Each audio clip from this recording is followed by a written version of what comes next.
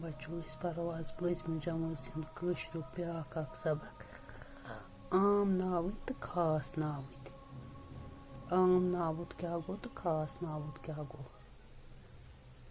आम नावत सो नाव युस इंसानन जानवरन जायन हिंद खतर आम पट इस्तेमाल करना यी गो आम नावत। वुचु से बच्चों तह आसो इंग्लिशस मज ते पोरमुत common noun proper noun. Common noun गई आम नावत तिमन वना आम नावत कशर पट।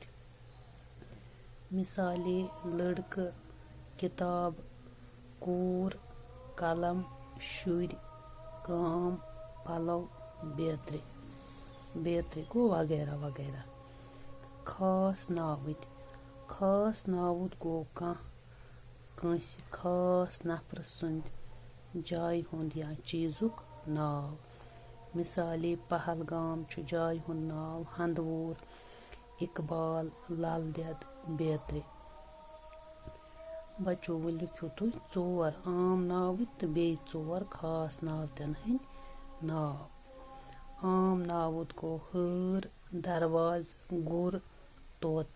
खास नावत गई ताज महल महजूर शेखुल आलम सोपर।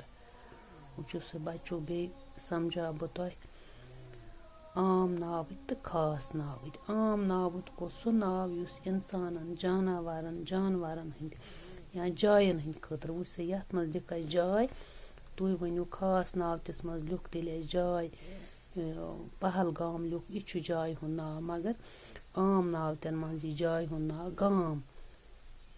गाम यी आम नावतस मज। पत अगर हंदवोर छु यी खास नावतस मज।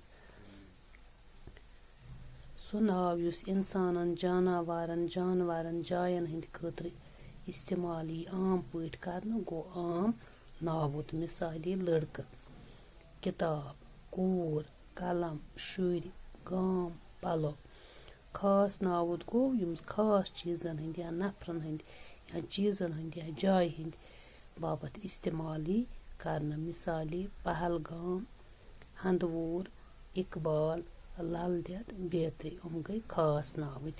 वो लिखो बे 4 आम नावत तो 4 खास नावत। आम नावत गो हर दरवाज गुर तोत। बच्चों तुम हेको अत बे ते पान कह लिखित।